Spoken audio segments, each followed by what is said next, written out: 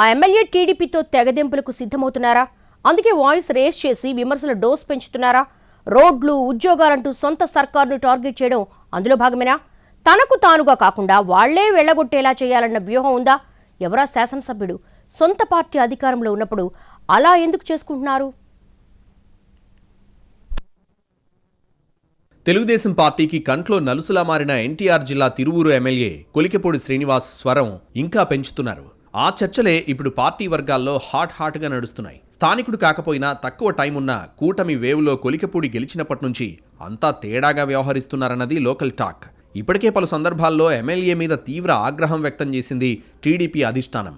సొంత party MP Kesineni చిన్నితో gap రావడం, అది చివరకు పెరిగి పెద్దదవడంతో పార్టీ కూడా ఇరకాటంలో పడాల్సొచ్చింది. ఇప్పటికే 2 సార్లు పార్టీ క్రమశిక్షణ కమిటీ కొలికిపూడిని పిలిచి చెప్పాల్సిందంతా చెప్పినప్పటికీ ఆయన తీరు మాత్రం మారడం లేదన్న అభిప్రాయానికి అధిష్టానం వచ్చిందట. ఇక తాజాగా ఎమ్మెల్యే ప్రభుత్వం మీదే నేరుగా అస్త్రాలు ఎక్కుపెట్టడం చూస్తుంటే తెగదెంపులకు సిద్ధమవుతున్నారా అన్న డౌట్స్ పెరుగుతున్నాయని టీడీపీ నాయకులే ఇంటర్నల్గా మాట్లాడుకుంటున్నారు.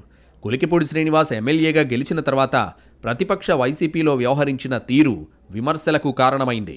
ఆ తర్వాత సొంత ప్రభుత్వంలో అధికారులు సరిగా పనులు చేయడం లేదంటూ నిరసన తెలపడం కూడా సోషల్ మీడియాలో వైరల్ అయి ఏకంగా ప్రభుత్వాన్ని ఇరుకున పెట్టింది. ఆ తర్వాత సొంత పార్టీ నేత విజయవాడ ఎంపీ కేశినేని చిన్నితో గ్యాప్ రావడంతో రచ్చ ఎక్కువైంది.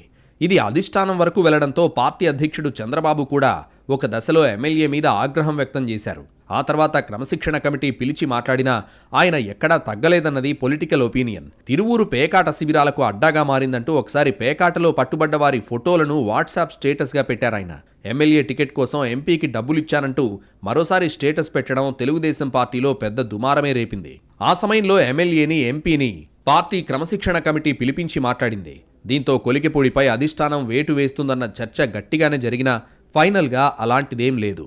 అయితే ఆయనకున్న పవర్స్ని పరిమితం చేసి నియోజకవర్గంలో బాధ్యతల్ని ఎంపీ వర్గానికి అప్పగించింది టీడీపీ అధిష్టానం.